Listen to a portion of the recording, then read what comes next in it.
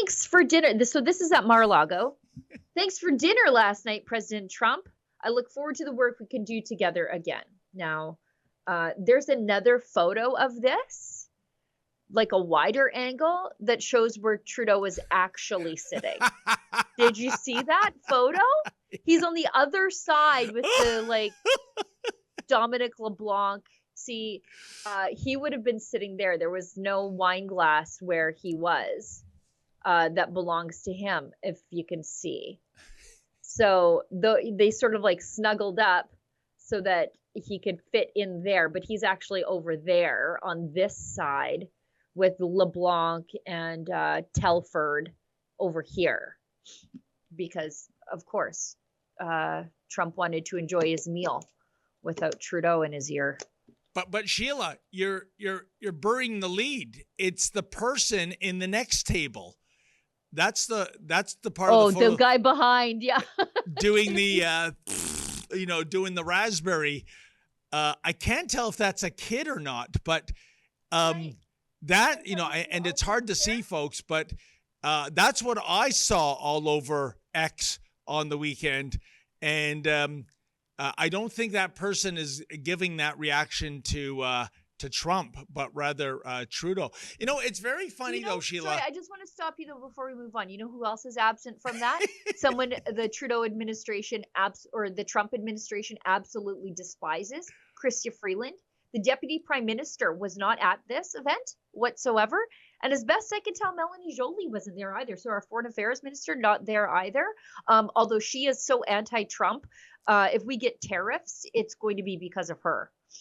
Oh, and you know what, Sheila? It's funny. I mean, Lady Menzies was ranting on the weekend going, why would Trudeau invite Trump? Why would Trump invite Trudeau? I got him confused. Trump is the man of tomorrow. Trudeau is yesterday's loser. It's only a matter of time. And, shouldn't he invite Pierre Poilievre and do a preemptive meeting? And then it all became apparent of the rationale, I think, in terms of why Trump invited Trudeau. At the end of the dinner, Trudeau no doubt said, even though I'm just a prime minister, I hope the presidential suite is available for me at Mar-a-Lago. Right. And that's when Trump said, oh, actually, there's a Motel 6 down the road. You ain't staying here. He didn't stay at Mar-a-Lago. He didn't let him stay at Mar-a-Lago. Like, that's really embarrassing. You come down there to kiss the ring, and then he's like, yeah, there's no room at the inn. Get out of here. You may be born on Christmas Day, as Justin Trudeau is. Yeah. And just like baby Jesus, there's no room at the inn for him either. Yep. Let's slug this story, the little bummer boy. Yeah. Now, on Truth Social, Trump issued a statement about the meeting that was a little bit more detailed and lengthy than, like, thanks for dinner from Justin Trudeau. He says, I just had a very productive meeting with Prime Minister Justin Trudeau of Canada where we discussed many important topics that will require both countries to work together to address, like the fentanyl and drug crisis that has decimated so many lives as a result of illegal immigration, fair trade deals that do not jeopardize American workers. Oh, that's why they left Freeland at home. And the massive trade deficit with the U.S. that the U.S. has with Canada. I made it very clear that the United States will no longer sit idly by as our citizens become victims of the scourge of this drug epidemic, mainly caused by the drug cartels and fentanyl pouring in from China. Too much death and hardship. Prime Minister Justin Trudeau has made a commitment to work with us to end this terrible devastation of U.S. families. We spoke about other important topics like energy, trade, and the Arctic. Okay, those are all Western economy issues. So he was probably like, yeah, we sure like that gal you got in Alberta.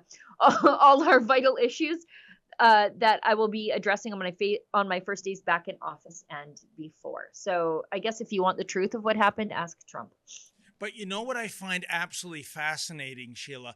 Just literally hours after Donald Trump made that announcement on Truth Social about the 25% tariff applied to Mexico and Canada. In 12 hours, in fact, the president of Mexico said, the caravans are going to be intercepted. They're not going to be allowed anywhere near the border. And in Canada, within 48 hours, which is the speed of light when you talk about government, because really the speed of government is akin to molasses going uphill in the wintertime. Trudeau and all 13 provincial and territorial premiers got together for a powwow. And this is a man some 60 days before assuming the White House to come up with some kind of response, some type of strategy, such as, I don't know, protecting the border. Because, yeah, the Canadian border is nowhere near like the sieve that is the southern border, but almost 10% of illegals do go into the U.S. From Canada. There is fentanyl via China going into the U.S. via Canada. And suddenly, even before Trump gets into the White House, there is action afoot. I'm just staggered by the speed of it, Sheila. Don't give Trudeau any credit for the speed of that happening. That first ministers' conference was planned in advance, like a year in advance. In fact, it was the day after Tim Houston was reelected in Nova Scotia. So it was planned I stand in advance. corrected. The snap election. I knew it was too good to be true. No. And I thought it was funny that Tim Houston, the anti-carbon tax supermajority conservative premier in Nova Scotia, got to spend the very first day back on the job as part of the Conservative Alliance Against Carbon Taxes, battering around a beleaguered Justin Trudeau at the conference table. But yeah, that was pre-planned. That was the first ministers' conference. It wasn't called in response to Donald Trump. It was just happening. Thank you, Khaleesi, for preventing that misinformation. That's what I do. That's what I do. Funny clip from a couple of days ago. The media, it's kind of funny because when you've lost the media, the Trudeau bailout media, what hope do you have? Yeah. The media asks Pierre Poilievre if he's communicating with Trump's transition team. He's the opposition leader. Why would he do that unless you are passively admitting that Trudeau's on his way out the door? Anyways, this is kind of funny. Question. Mickey here with Politico. Who from Trump's transition team have you or your party been in touch with since the U.S. election? I'm not the prime minister. Yes. Thank you. Thank you very much. Thank you. He forgot that was a 90% perfect sentence. It'd be 100% if he added one word. Yet. Right. I mean, but I thought that was funny because that's Politico out of the United States in a press conference here in Canada. Just basically saying like, we've written off Trudeau. We think this is a done deal. So are you talking to President Trump? I'm sure Poilievre is, by the way, talking to people on Trump's transition team. I'm absolutely sure of that. Building those relationships in advance. I'm sure of it. I think the Trump team is probably just waiting to be done with the Trudeau team.